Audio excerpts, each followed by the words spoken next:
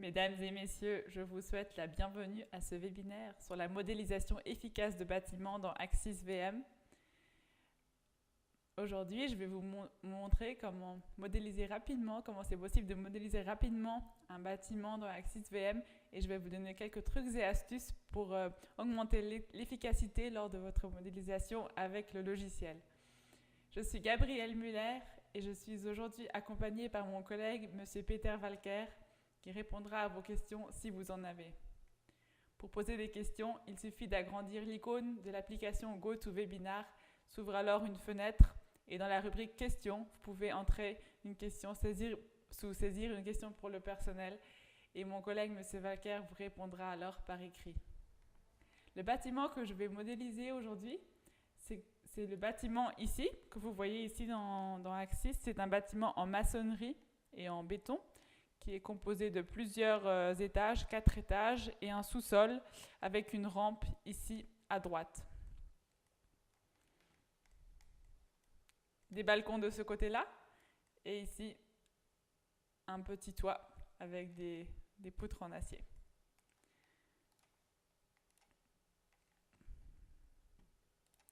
Alors pour commencer, je vais d'abord importer le fichier DXF.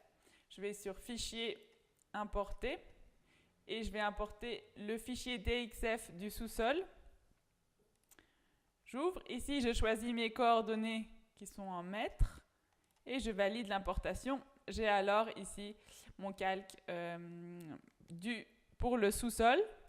Ce sous-sol est composé entièrement de murs et de colonnes en béton.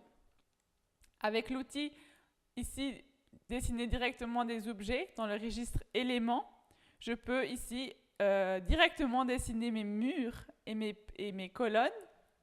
Pour cela, je vais sous mur, je lui donne un matériau, je choisis un matériau. Ici, c'est du béton C2530. L'épaisseur de mon mur du sous-sol va être de 300 et la hauteur de mon étage est de 2,80 m. Je choisis tout de suite de définir une rotule en haut, des rotules en haut et en bas de mon mur.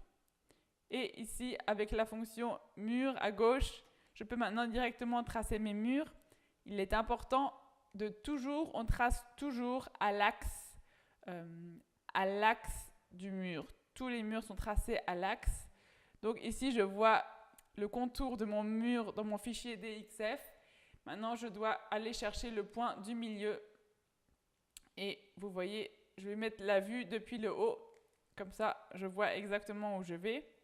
Ici, de nouveau, je dois être à l'axe. Pour cela, je peux utiliser la fonction qui s'appelle point de division dans la barre d'icône à gauche, assez au milieu, vous voyez. Et la dernière fonction, ça s'appelle point de division. Je définis alors les deux points. Je valide parce que je veux le milieu, les deux points. Je valide et j'ai alors mon mur qui va jusque là, exactement, jusque à mon axe. Vous le voyez ici. Je remets la vue de dessus et je continue à tracer mes murs extérieurs de 300 mm. Pareil ici, je dois réutiliser la fonction point de division. Hop, et je sélectionne les deux points et il me donne le point du milieu. Je continue. Même chose ici pour le point de division. Maintenant, si je ne veux pas à chaque fois retourner dans l'outil ici, je peux créer un raccourci pour cette touche. Pour cela, je vais dans Disposition, ici Raccourci de clavier. Et ici, vous voyez, sous ligne guide, point de division, il y a déjà un raccourci qui est créé. C'est-à-dire que maintenant, avec mon clavier, je pourrais directement appuyer sur la touche D et sans passer par les deux étapes dans la barre d'icône à gauche. Je valide ici. Je reprends ici mon mur.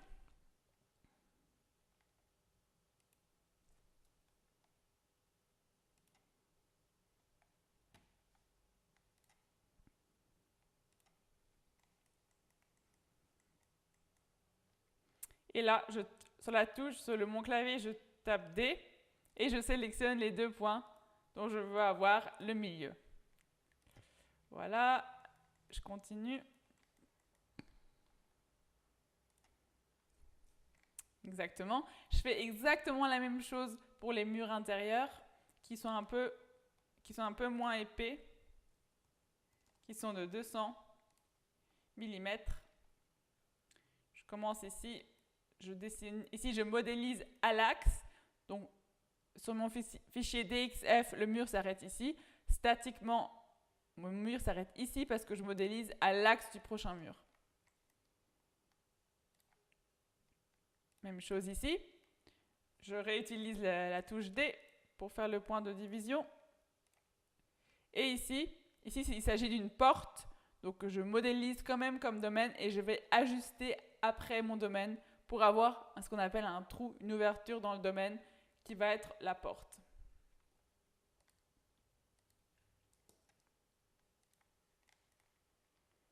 De nouveau, je vais jusqu'à l'axe.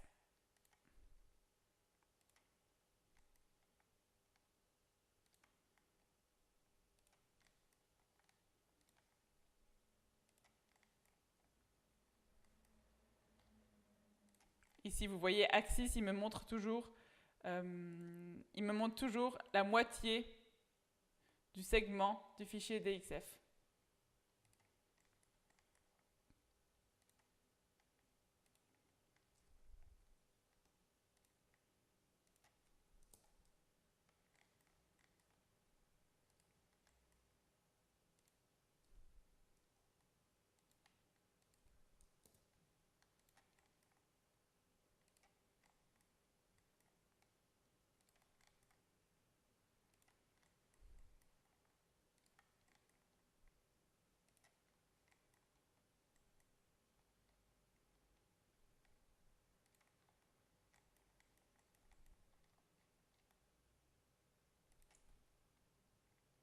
Vous avez vu ici à droite, je n'ai pas modélisé à l'axe parce qu'il ne pouvait pas encore le trouver. J'ai aussi alors rallongé ce mur pour qu'il atteigne l'axe de l'autre mur perpendiculaire. Je vais donc uniquement sélectionner ces points et aller à gauche avec la fonction déplacer. Je vais déplacer ces points pour qu'ils atteignent le mur en question et j'ai maintenant les deux murs qui sont reliés. J'ai maintenant modélisé tous les murs du sous-sol, sauf encore la rampe.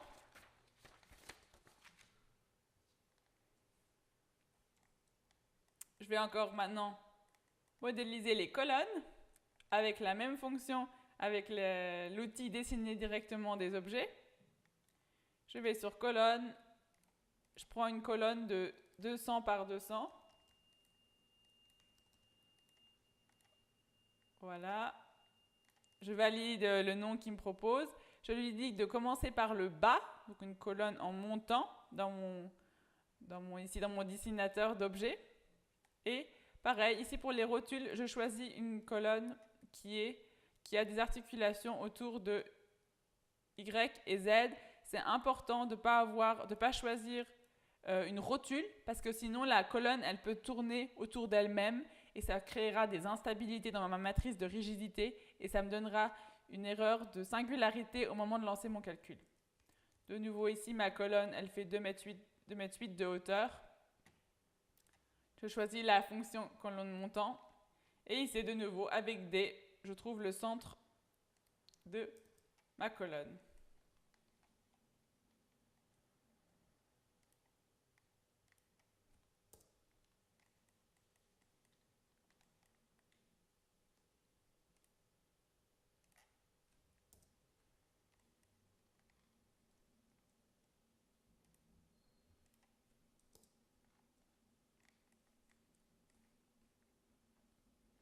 Je définis alors maintenant ma dalle du bas, la dalle du bas en béton. Je vais donc sur dalle. Je choisis l'épaisseur. Ici, je veux modéliser une dalle de 300 mm. Ici en bas, la dalle rectangulaire, c'est une dalle qui est horizontale. Sinon, si je veux utiliser une dalle qui n'est pas dans le plan horizontal, ce sera ici en perspective ou un autre type de dalle. Dans ce cas-là, ce sera une dalle horizontale. Donc, je peux choisir la première fonction. Je clique dessus. Et c'est parti. Je modélise ma dalle du bas. Ici, vous avez peut-être vu, sous les colonnes, il y a un renforcement de fondation. Du coup, je peux directement modéliser un domaine dans un domaine. Donc ici, si je modélise un domaine de 600 mm, Axis, il va savoir qu'il s'agit de deux domaines différents. Et il va, à l'interne, il va savoir que c'est deux domaines différents. Il ne va pas les compter double. Donc ici, je modélise mon renfort sous la colonne. Ce qui est important à savoir, c'est que maintenant, ce domaine il sera traité comme un domaine indépendant, même si peut-être c'est un peu confusant graphiquement, mais en tout cas, pour les charges et tout ce qu'on devra définir, il faudra toujours aussi ajouter encore en plus sur ces petits domaines à l'intérieur du grand domaine.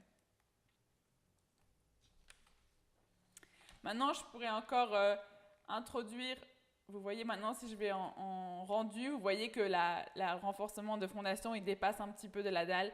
Je pourrais encore maintenant aller jouer avec l'excentricité, introduire une excentricité pour que justement le renforcement, et ça soit vraiment un renforcement et qu'il soit aligné avec la dalle.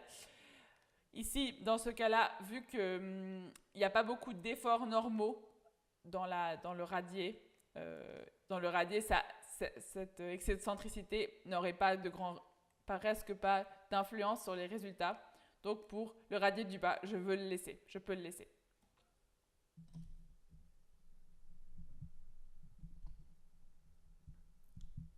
J'ajuste juste mon micro pour que vous puissiez mieux m'entendre.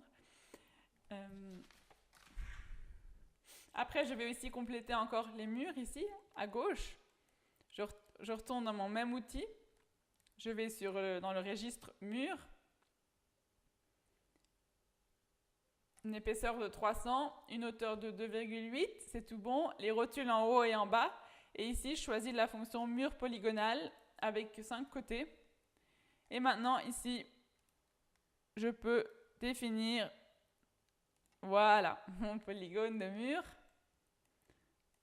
bien régulier, et finir avec un mur droit pour compléter l'étage du bas.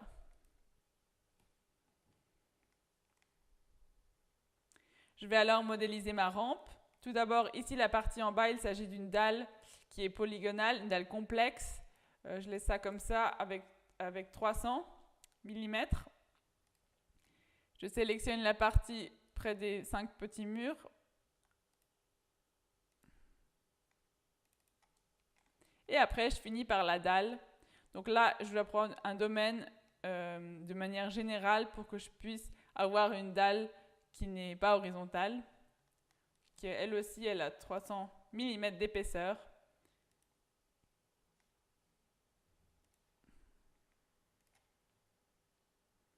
Et voilà. J'ai ma rampe qui monte ici. Je peux alors ici encore, je vais encore ajuster ici. Je vais dans le registre géométrie pour pouvoir déplacer les nœuds et les lignes. Je déplace ce nœud vers là. Et je monte le nœud. Et comme ça, j'ai ma rampe qui monte comme ça.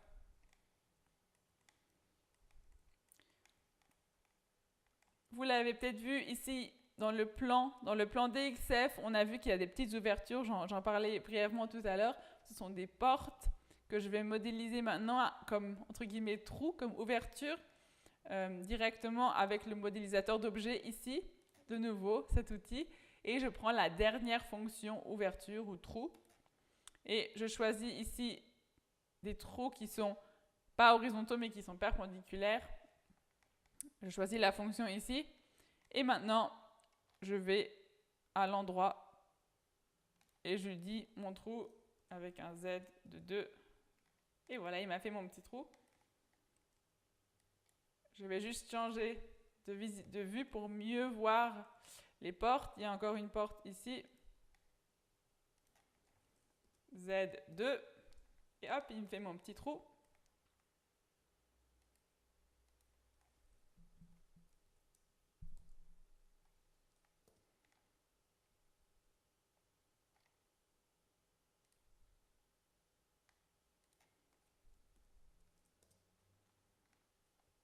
Sinon, ce que je peux faire encore, c'est de sélectionner les trous et de les copier partout où j'en ai besoin. Donc là, je fais consécutif, copier de manière consécutive, je valide, je donne mon point de départ j'en ai un là, j'en ai un là, et j'en ai un là. J'ai alors maintenant créé toutes mes ouvertures dans le sous-sol.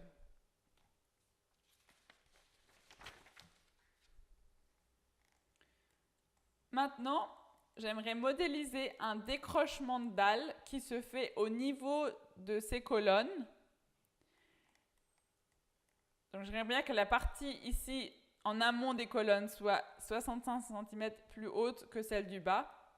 En gros, je vais déplacer ici vers le bas, la partie ici, pour avoir un décrochement de dalle exactement au niveau des colonnes. Pour cela, je vais faire une petite manipulation géométrique. Je dessine une ligne de géométrie à l'endroit où je vais avoir mon décrochement. Vous voyez ici, Axis, il me montre quand je suis perpendiculaire. Je déplace vers le bas les nœuds de la partie que je veux déplacer.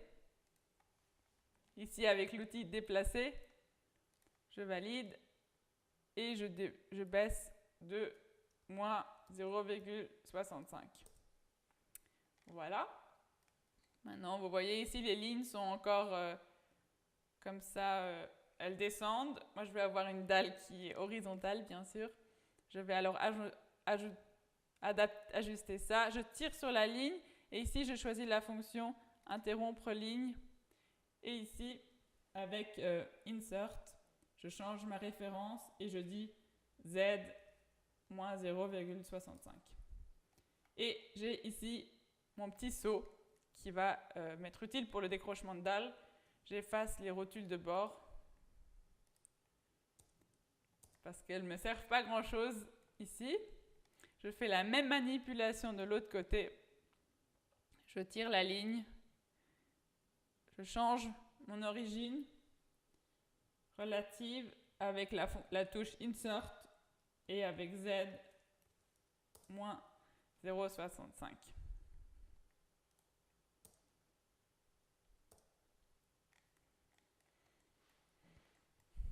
Maintenant, je modélise mes deux dalles, comme toujours avec la fonction pour dessiner directement des objets.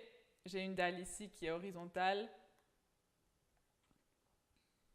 une dalle de 300 mm, c'est très bien, sur cette partie du haut et sur cette partie du bas. Vous voyez, ici, c'est l'endroit où se fera le décrochement de dalle. Pour modéliser ce décrochement de dalle, il y a un outil très utile qui s'appelle nos Ink Tools, que vous trouvez sous Plugins, Ink Tools, décrochement de dalle. Et ici, je dois juste sélectionner le matériau du sommier qui va être modélisé entre ces deux dalles pour assurer la liaison statique. Je donne la largeur du sommier, ici c'est 30, et je choisis les deux domaines que je veux, entre guillemets, relier. Je valide et j'exécute. Et en quelques secondes, cette petite application me donne le sommier ici, un sommier qui correspond exactement à la hauteur du décrochement avec des éléments ici d'interface ligne à ligne, comme on aurait pu les créer dans le registre éléments. Au niveau rendu, ça donne ça. Donc c'est exactement ce que je voulais. Je voulais avoir une liaison rigide, une liaison complète entre mes deux dalles. Et grâce à cet outil, j'ai pu économiser du temps, surtout si j'en ai beaucoup à faire. Juste pour information, tous les Ink Tools sont gratuits et vous pouvez les télécharger sur notre site internet. J'ai maintenant modélisé le rez-de-chaussée. Je vais maintenant importer le DXF pour j'ai modélisé le sous-sol et je vais maintenant importer le DXF pour modéliser le rez-de-chaussée. Je vais de nouveau dans Fichier, Importer, rez-de-chaussée, j'ouvre, je choisis mes coordonnées, ce sont toujours des mètres, et je valide.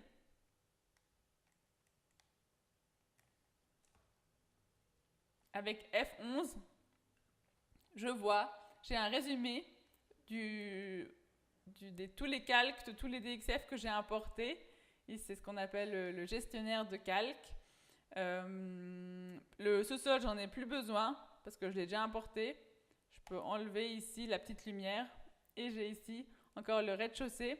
Je peux ici maintenant choisir le style de ligne et le style des lignes DXF que je vais importer. Je vais juste changer la couleur et je vais choisir une couleur rouge pour qu'on puisse mieux le voir. Ici, il est visible et je peux détecter les calques avec ma souris. Ça, c'est important parce que parfois, quand vous voyez que vous n'arrivez pas à détecter les calques, donc qu'en allant avec la souris, il ne voit pas la ligne, il ne réagit pas, c'est souvent parce que ici, la fonction a été enlevée. La fonction de détection des calques n'est pas activée et du coup, on ne peut pas exactement travailler avec les calques pour faire notre modélisation. Donc, vous saurez que c'est ici. Je valide. Et on voit maintenant mon calque DXF qui est en bas, mais que je dois déplacer au-dessus. Pour cela, je vais ici sur la fonction déplacer usuelle. Je ne sélectionne rien. Et je vais ici sur avec calque DXF et je dis que je veux déplacer uniquement les calques visibles. Je valide et je lui dis alors mon calque, c'est mon calque du rez-de-chaussée. Vous voyez ici, dans le calque du rez-de-chaussée, je me suis un peu facilité la vie. J'ai déjà dessiné les axes de mes murs pour que je n'ai pas à chaque fois à utiliser la fonction division.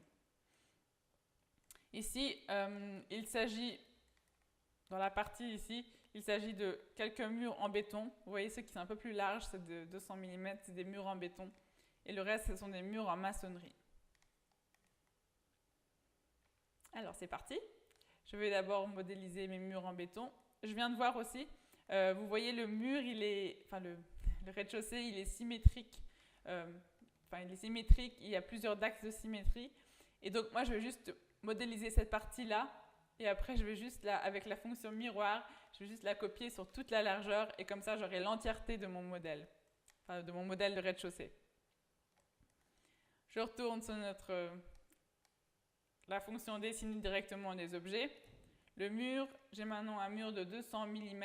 Je garde les rotules et la hauteur. Et donc ça, c'est mon mur en béton. C'est les murs un peu plus épais. Vous voyez direct ici sur la DXF.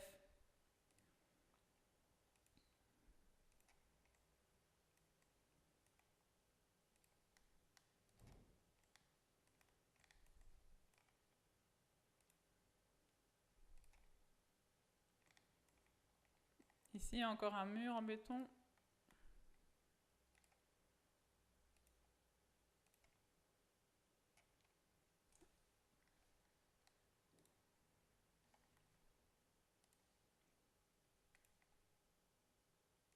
Ce sont des choses qui arrivent quand on va aller trop vite.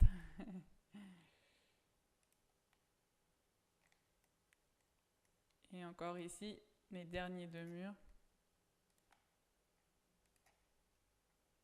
Voilà, ça c'est tout ce qui est les murs en béton. J'ai maintenant, les autres, c'est tous des murs en maçonnerie. Donc je change d'abord de matériau. MB, je vais choisir. Et l'épaisseur, c'est 150 mm. Et c'est parti. Ici sur le bord.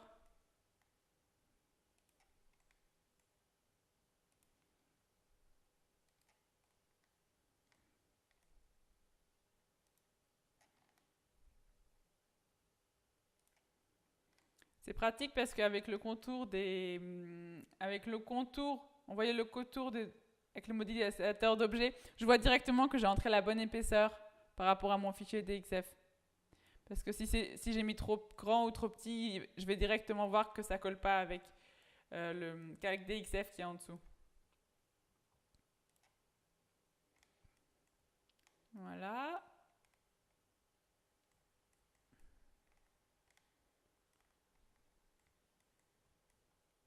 Je tourne un peu pour que je puisse mieux voir ce qu'il me reste encore à faire.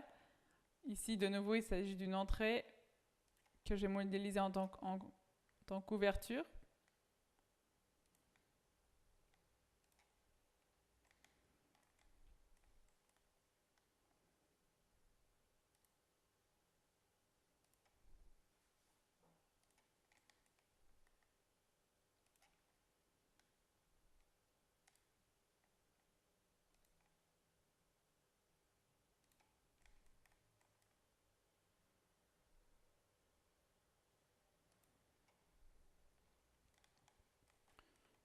Voilà, je pense que c'est tout bon. Je vérifie encore en mettant la modélisation en modèle rendu. Voilà, on voit très bien. Ici, on a les murs en béton. Et à côté, on a les murs en maçonnerie. Et cette partie-là, elle va se copier plusieurs fois sur chaque côté. Du coup, pour économiser du temps et de l'énergie, je vais sélectionner ici la vue du côté, sélectionner toute la partie que je veux copier. Je vais être dans géométrie parce que je veux travailler avec des lignes et des nœuds.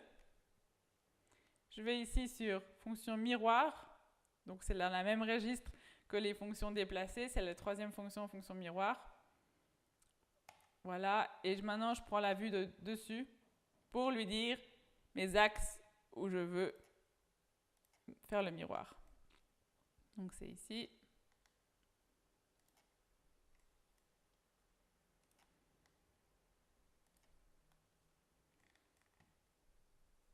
Et voilà, en quelques clics, j'ai tout mon étage. Vous voyez, tout a été bien fait.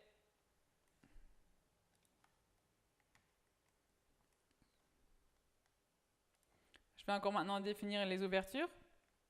D'ailleurs, j'aurais pu faire ça avant de faire la fonction miroir. Je viens de voir que j'avais oublié. C'est pas grave. J'utilise la même fonction qu'avant, les murs trous. Donc, soit je définis ici pour chaque ouverture avec Z2.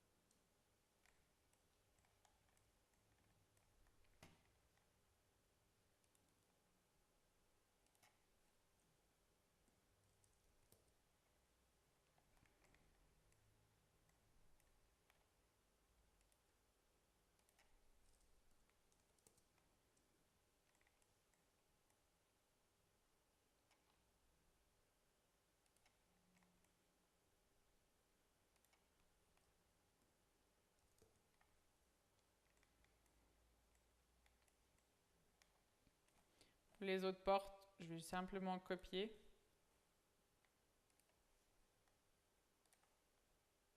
Et je vais utiliser la fonction consécutif. Et donc voilà,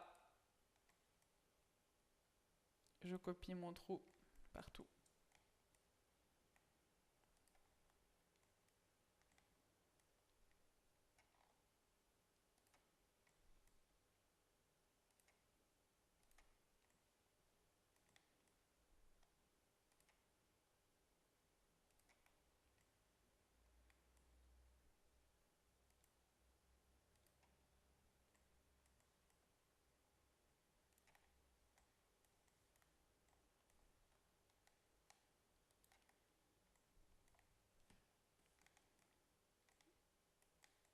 Il me reste encore à copier ce trou-là.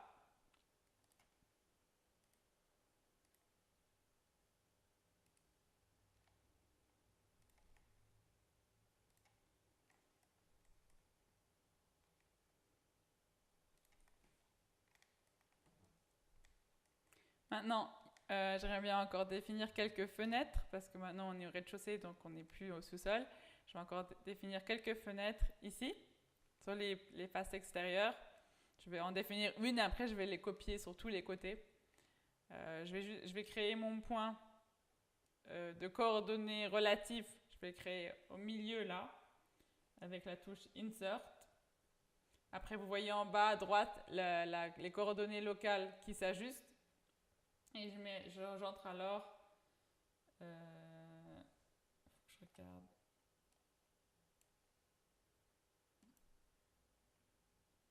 Voilà. Alors, X 0,75 et Z 0,9 pour le premier point. J'ai oublié d'ouvrir la fonction. ça que ça marche pas, c'est normal. Alors je recommence. X 0,75, Z 0,9.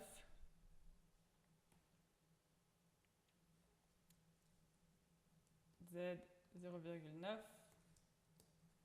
Voilà. Après Z1. Et après X moins 1,5. Voilà. Et j'ai ma petite fenêtre que maintenant, je peux la sélectionner et la copier dans tous les endroits. J'utilise la fonction consécutif.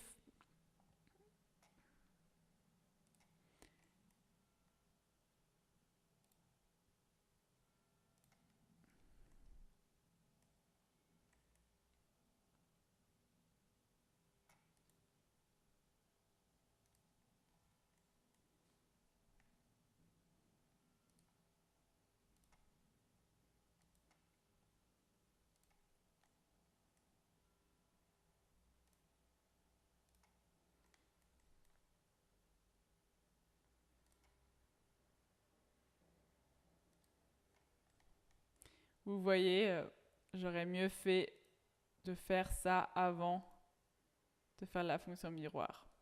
Voilà, donc vous ne ferez pas comme moi quand vous referez ça. Je sauvegarde. Et maintenant, je regarde en rendu ici mon bâtiment avec les fenêtres. Je dois encore ici définir la dalle qui arrive sous la porte.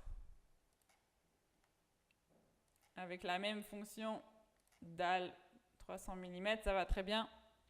Je la définis ici. Dalle horizontale. Même chose de l'autre côté. Et maintenant, je vais définir mes appuis partout sous le radier, les petites parties de dalle et sous la rampe. Je mets juste la vue du bas pour voir ce dont j'ai besoin. Et ici, dans le registre éléments, je vais sous appui surfacique. Je sélectionne ici les appuis où je vais introduire les domaines où je vais introduire un appui. Bien sûr aussi ici mes renforcements de colonnes. Parce que je vous disais tout à l'heure, ils fonctionnent en domaines séparés, ils fonctionnent séparément de la dalle. Je valide et je choisis alors ici la valeur 5 x 10 exposant 4 dans les 3 directions. Et c'est tout bon, je vois qu'il a bien mis partout mes appuis surfaciques. Je vois ici encore que ma dalle ici a été un peu, comment dire, un peu distordue. Les murs ici qui montent en polygone du fait qu'on a rabaissé ici le mur, la partie ici pour faire le décrochement de dalle, pour faire ça de manière un peu plus élégante et pour pouvoir monter progressivement et régulièrement. J'aimerais vous montrer une petite astuce pour adapter cette rampe. Je vais sous géométrie, je trace la droite entre les deux points et je donne ici la fonction intersection. Je sélectionne, je lui dis que je veux couper en 5 et après je sélectionne le nœud avec Alt Z, il reste à la même hauteur. Non.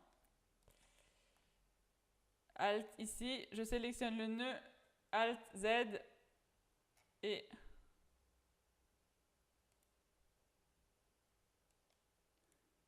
il ne veut pas. Voilà. Et il me met là, à la bonne hauteur. Je fais la même chose pour les autres. Alt Z. Et ça, cette astuce me permet de modéliser une rampe qui va monter progressivement.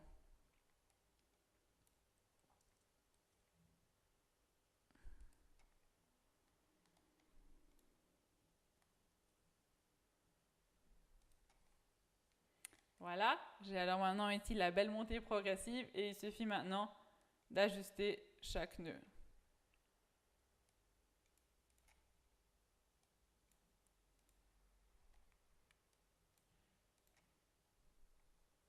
Voilà, j'ai alors une belle progression pour cette rampe.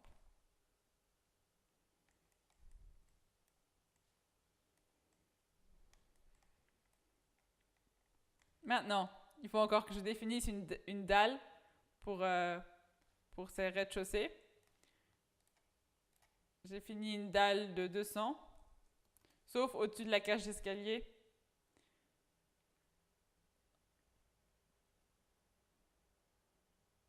C'est le contraire. Je décide une dalle de 240, sauf sur la cage d'escalier où je vais définir une dalle de 200.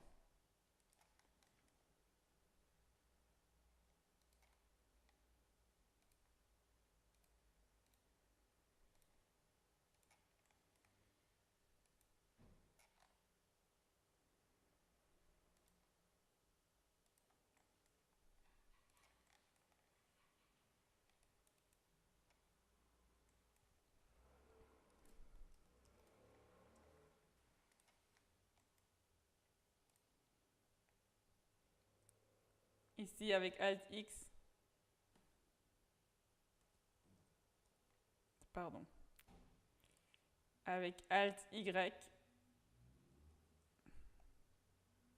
je fixe la coordonnée Y et j'arrive à modéliser jusque là. Même chose pour l'autre côté.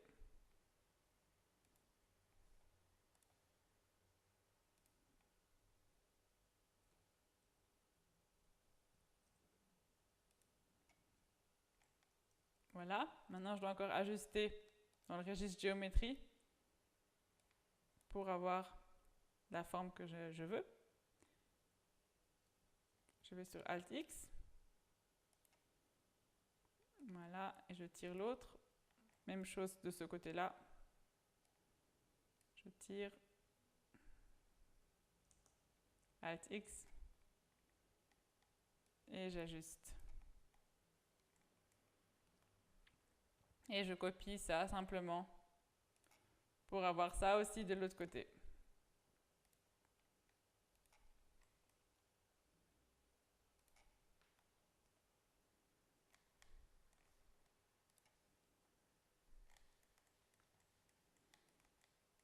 Ici, j'aurai encore des balcons qui vont dépasser ici.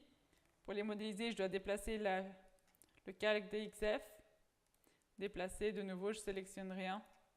Et je dis calque visible uniquement. Comme ça, je peux déplacer vers le haut et modéliser mes balcons de 200. Ça va très bien.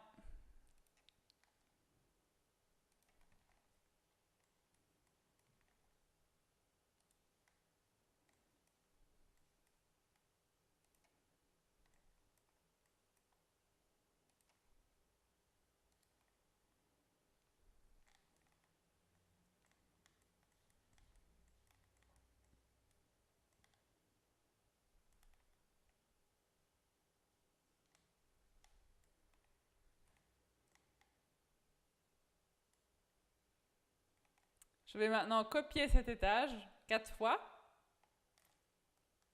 Je vais dans la vue XZ, je sélectionne tout ça et je dis ici copier de manière consécutive et je copie 4 fois.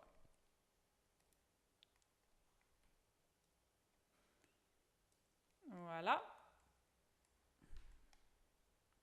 Ici, j'ai encore un avant-toit que je modélisais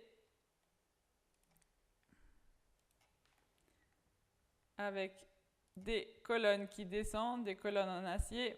Je dois changer le matériau et change de section aussi. Je choisis un HEB 160 et je fais partir vers le haut. Voilà. Et je définis aussi un appui avec ici la fonction dessiner directement des appuis. Je définis un appui ponctuel, un encastrement rigide dans toutes les directions et dans tous les degrés de liberté de rotation. Et cet avant-toit, je le copie sur l'autre endroit.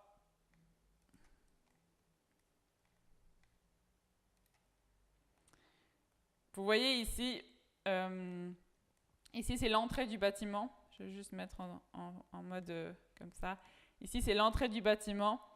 Tout ce qui est au-dessus, il n'y a pas d'accès sur une terrasse ou sur un balcon. Il faudrait du coup refermer et faire une fenêtre.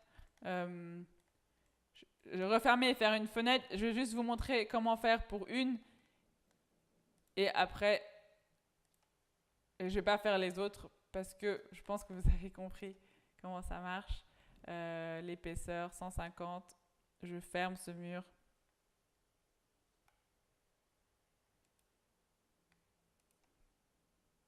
Voilà, et après avec la fonction ici, joindre, réunir domaine. Je sélectionne les 3 domaines que je veux réunir. Ah, ils ont des propriétés différentes. Probablement. Ah bah non, c'est tout bon. Il m'a automatiquement ajusté les propriétés. Et vous voyez maintenant, il faudrait remettre des fenêtres ici et faire la même chose pour tous les domaines. Je ne vais pas le faire ici, dans cet exemple. Maintenant, je retourne en rendu. L'autre côté, j'ai mes balcons partout. C'est vrai que les balcons ici du haut, je pourrais les effacer parce qu'ils ne font pas beaucoup de sens. Et il me faut encore que je finisse ici en haut le toit.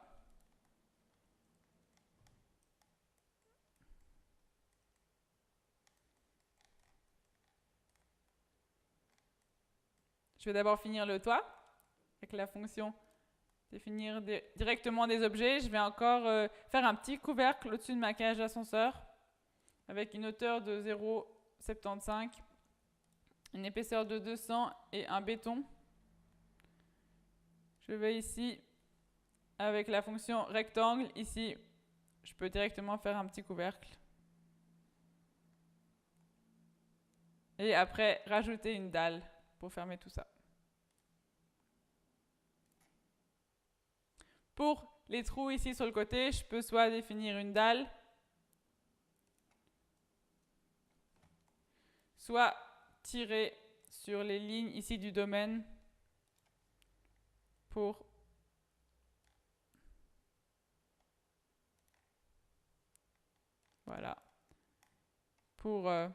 fermer tout ça. C'est comme je veux. Et après, avec la fonction sous le registre éléments, avec la fonction réunir les domaines, je peux joindre tout ça. Voilà. Je fais pareil de l'autre côté. Je copie le couvercle avec la fonction copier.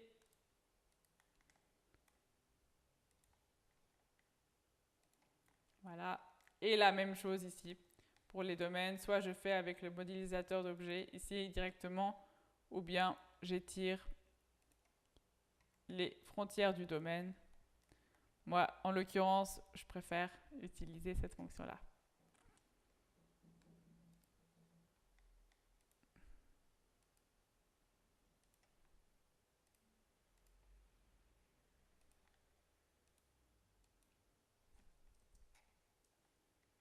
Et voilà, je dois encore maintenant ici effacer ça. Le meilleur moyen, enfin ce qui me semble le plus facile, c'est de définir les étages automatiquement. Pour cela, je vais ici en haut à gauche sur étage ou bien la touche F7. Ici, je choisis la fonction trouver les étages et lui, il me trouve automatiquement les étages que je peux d'ailleurs encore ajuster si j'en ai besoin. Ici, il me fait en fait pour chaque dalle horizontale qu'il trouve, il fait un étage. C'est pour ça qu'ici, on a un étage en plus. Je vais vous le montrer directement. Je valide. Et ici, en bas à droite, maintenant, j'ai la possibilité de visualiser les étages 1 à 1. Donc ici, j'ai le sous-sol. L'étage 1, c'est la dalle du bas. L'étage 2, c'est la dalle au-dessus du décrochement. En fait, c'est pour ça que je vous disais, dès qu'il trouve une dalle horizontale, il fait un étage, même si en réalité, ce n'est pas vraiment un étage. Et pour lui, un décrochement de dalle, c'est assez pour faire un étage. Voilà. Et l'étage 7, ça va être la petite dalle du haut du couvercle. Donc l'étage 6, c'est celle-là que je cherchais. Je vais juste aussi enlever la visibilité de la fiche du calque DXF parce que j'en ai plus besoin maintenant. Du coup, pour cela, je peux soit aller avec la touche F11 dans le gestionnaire de calque et ici enlever la lumière, éteindre la lumière, ou bien ici tout à droite, en bas à droite, j'éteins ici la visibilité des calques DXF PDF. Voilà. Voilà, donc je vais aller depuis le haut et ici je sélectionne les domaines et avec Delete, je efface tout. Comme ça, j'ai plus ces balcons dont j'ai pas besoin. Voilà, je dirais qu'on est presque bon. Je regarde encore si j'ai oublié quelque chose.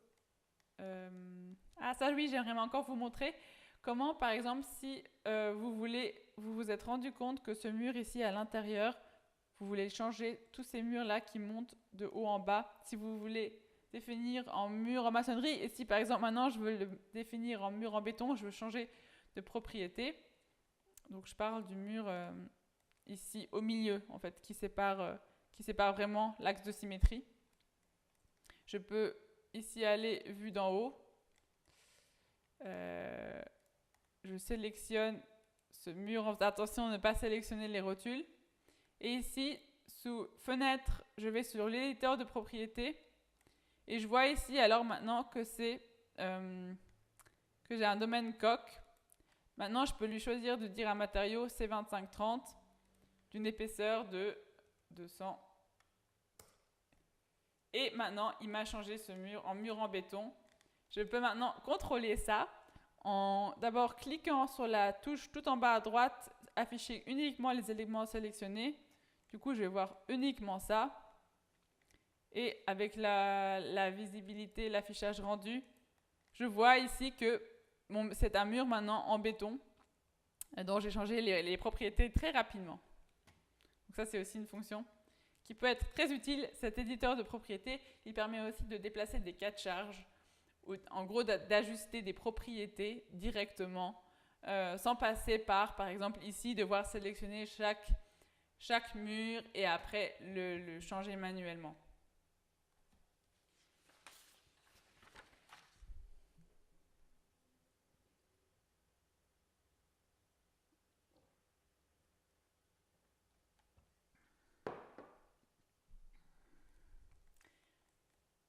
C'est tout bon pour la modélisation.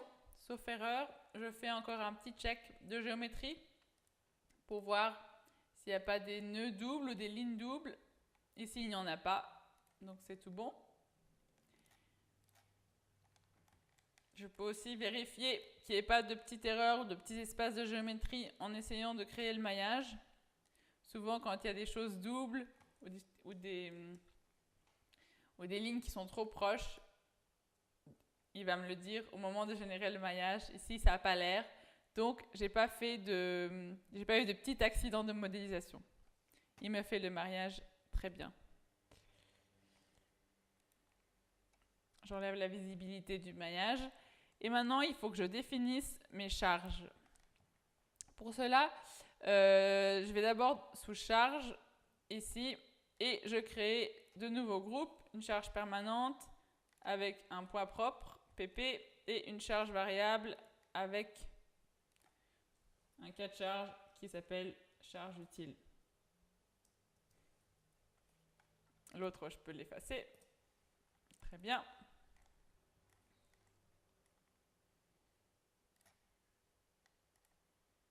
Je vais y appeler ça poids propre plus charge quasi permanente. Voilà. Et maintenant, étage par étage, je vais aller définir les charges. Pour cela, de nouveau, je me mets en vue de haut. J'affiche uniquement le rez-de-chaussée. Pardon. Pour le poids propre, je peux tout garder. Et je vais uniquement sous poids propre, ici, le petit G que vous trouvez sous charge assez au milieu. Je sélectionne tout avec étoile et je valide. Et il m'applique le cas de charge, le poids propre pour tous les éléments dans ce cas de charge-là. Vous voyez ici, partout, il y a des petits traitillés. Ça veut dire qu'il a appliqué le poids propre. Maintenant, je vais encore ajouter des charges quasi permanentes de 1,5 kN.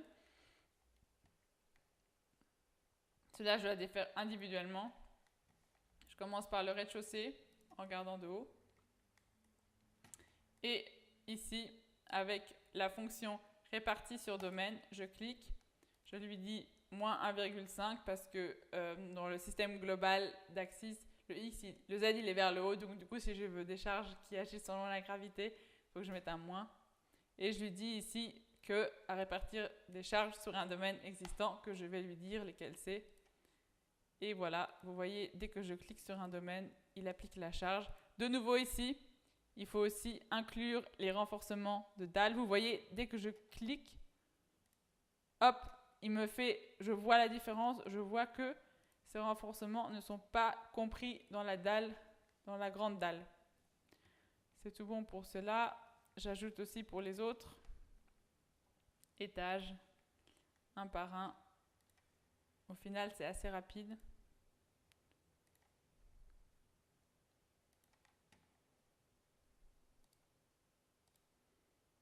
Les balcons.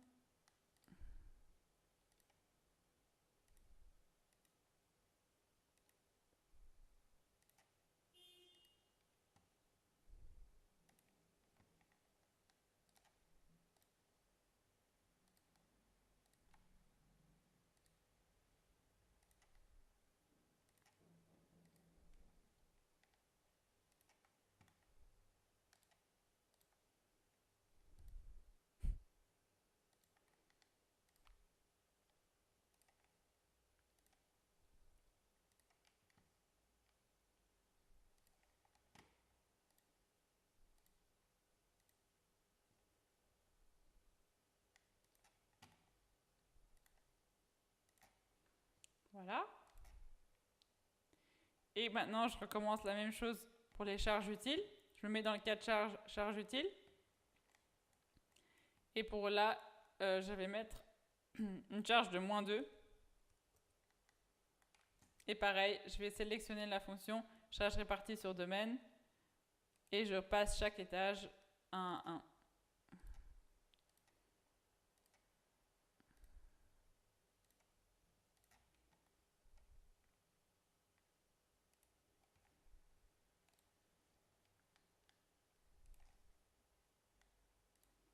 Maintenant, si par exemple pour les passages ici, pour les balcons, si je veux mettre une valeur plus grande, par exemple ici, une valeur de moins 4, je peux simplement changer ici, ajuster, cliquer les domaines sélectionnés, et après rechanger ici à moins 2, et continuer.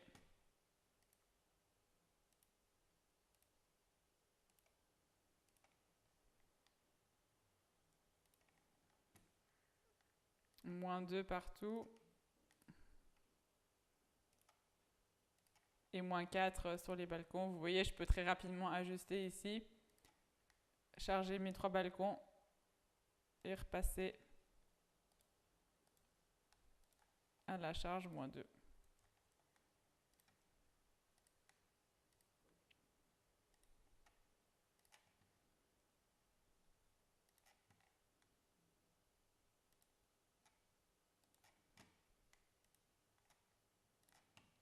Là, il ne veut pas faire. Il va falloir que je fasse avec ça.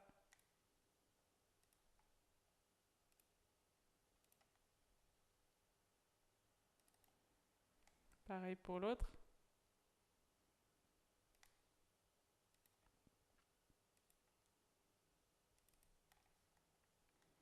Voilà. Et pour l'autre, je peux faire avec la fonction comme j'ai fait tout à l'heure.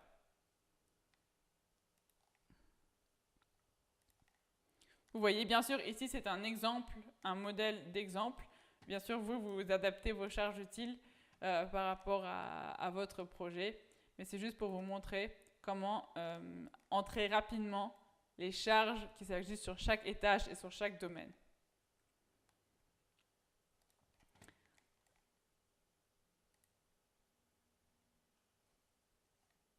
C'est tout bon. Je vais vérifier juste mon modèle. Je vais essayer de lancer le calcul statique. Et il me donne, je pense qu'il va il me donne rapidement qu'il y a une erreur de rotule linéaire. Le modèle contient 166 lignes avec rotule linéaire à toute surface connectée. continuer l'analyse. Non, il va me montrer ce qui se passe, pourquoi il n'est pas content, pourquoi il ne peut pas lancer le calcul.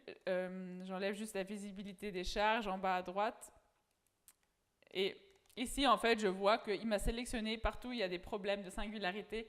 Et en fait, il s'agit de rotules que j'ai créés et après j'ai fait un trou. Et du coup, ça veut dire qu'il y a des rotules au-dessus d'un trou. Ça ne fait pas de sens parce que de toute façon, c'est un bord libre et qu'il n'y aura pas de transmission de moment. Et pour lui, c'est une singularité. On voit ici aussi au niveau de la rampe, il y a des rotules. Ça ne fait pas de sens d'avoir des rotules sur un bord libre et sous une ouverture. Je pourrais regarder dans chaque étage, mais faites-moi confiance, c'est partout, c'est les rotules qui sont en dessous d'une porte, en fait, d'un bord libre. Du coup, je vais les effacer. Je vais juste dans le registre éléments pour pouvoir effacer ces rotules. Il les a déjà tous sélectionnés. Je vais sur Delete. Et tout de suite, il voit les rotules de bord et je vais les effacer. Et maintenant, je relance le calcul statique. Oui, je veux sauvegarder. Et ça va prendre un petit moment pour faire le calcul.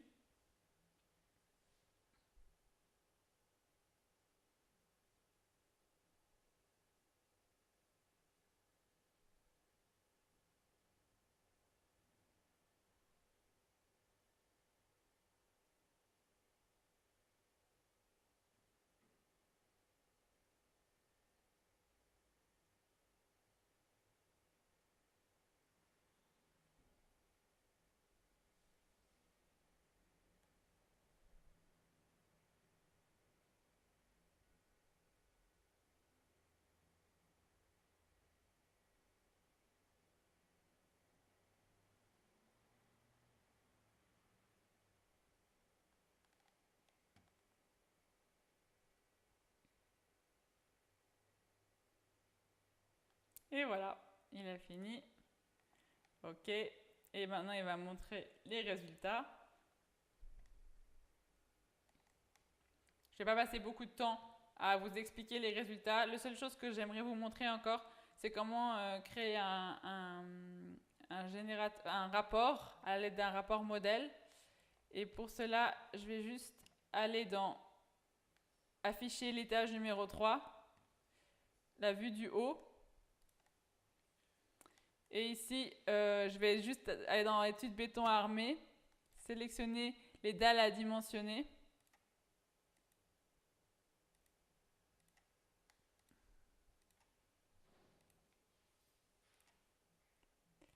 Voilà, je sélectionne juste les dalles ici que je veux dimensionner avec le module béton armé. Je valide. Je laisse les paramètres qui me sont proposés par défaut pour l'armature. Et il va m'afficher ici les ferraillages que je dois mettre dans ma dalle de l'étage 3. Donc vous voyez là où c'est en hachuré, ça veut dire que j'ai pas besoin d'armature, mais pour partout les autres endroits où il y a de la couleur, je dois mettre des armatures en direction X locale de mon domaine et bottom c'est en bas, donc en bas de la dalle, par rapport à l'axe Z. Je ne vais pas aller plus en détail là-dessus parce qu'on a déjà fait un webinaire dessus. Vous pouvez d'ailleurs retrouver sur YouTube au besoin. Mais je vais à partir de là montrer comment faire un rapport avec un rapport modèle pour modéliser, pour faire un rapport sur les dalles, pour documenter les dalles. Pour cela, je vais en haut à gauche sous concepteur de rapport. Ici, je vais sur trame de rapport, c'est le rapport modèle. Et je vais utiliser ici un rapport modèle que j'ai déjà préparé avant, qui permet vraiment, qui est pour documenter les dalles, donc il prend les vues de haut et les moments, et il documente tout ça dans un PDF. Donc je vais ici faire rétablir rapport, je ferme, et vous voyez, il m'a ici directement fait tous les images que je lui ai demandé de faire et documenter les résultats en question. Maintenant, je pourrais encore ajuster ici. Là encore, je ne vais pas présenter en détail parce qu'on a déjà fait un webinaire sur la documentation des résultats que vous pouvez d'ailleurs aussi revoir si vous voulez sur YouTube. Je vais juste vous montrer à quoi ressemble le rapport imprimé. Ici, il faut juste éventuellement changer la police s'il vous dit que voilà, la largeur totale des colonnes ne laisse pas assez d'espace, ça veut dire que la table des matières, elle ne rentre pas dans la largeur de la page. Ce que vous pouvez faire, c'est soit aller en forme paysage, soit changer la police et changer la taille, en fait, changer la taille des éléments du tableau pour qu'ils puissent aller dans la largeur. Sinon, une autre possibilité aussi, c'est de réduire les noms des cas de charge, parce que c'est presque toujours les combinaisons de charges qui ont des noms très très longs et qui du coup font qu'on n'arrive pas à aller sur la largeur d'une page. Donc maintenant ici, je peux bien sûr encore configurer le logo, l'entête de page, etc. Et après, il faut cliquer sur valider. Je vais directement vous montrer le rapport pour gagner du temps, parce que ça prend quelques minutes.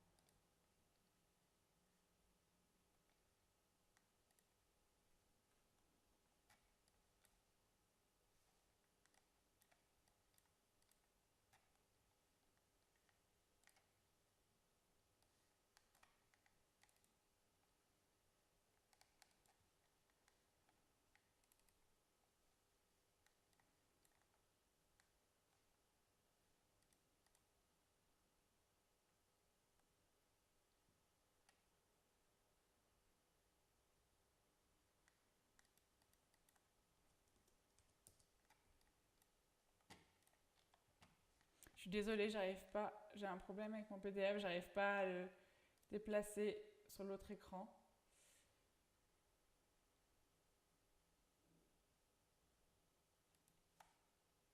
Du coup, je vais vous montrer à quoi ça ressemble ici avec la fonction prévisualisation.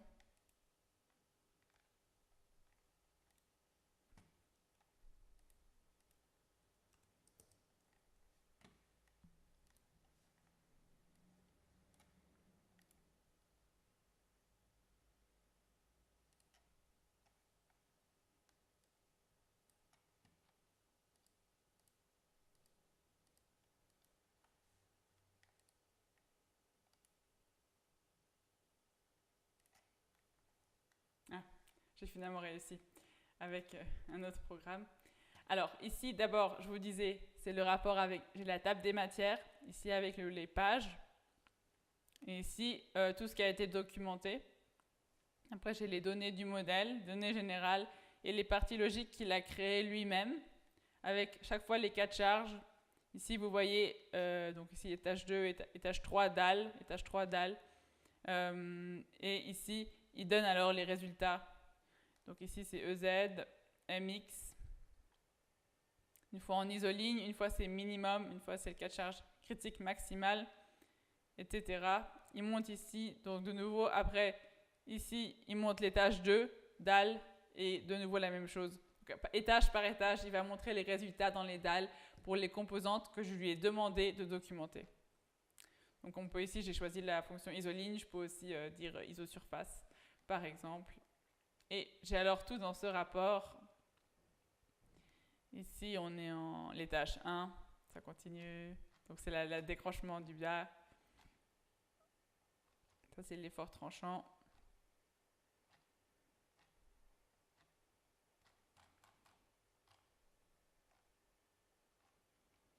Etc. En gros, c'est moi qui lui dis dans mon rapport modèle ce que je veux qu'il documente. Et lui, il va me montrer, il va me sortir ce que je lui ai demandé.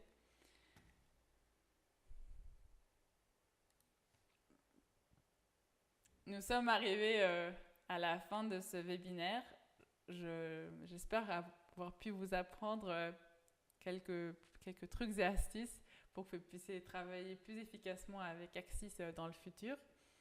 Bien sûr, nous sommes disponibles pour d'autres questions qui surgiraient à la suite de ce webinaire. Vous pouvez nous contacter sous support@ingver.ch, comme vous voyez ici sur la slide ou sur le numéro ici que je vous donne.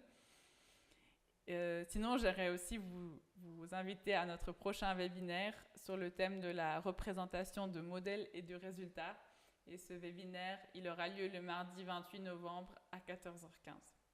Je vous remercie de votre participation. Je vous souhaite une bonne journée et à bientôt. Au revoir.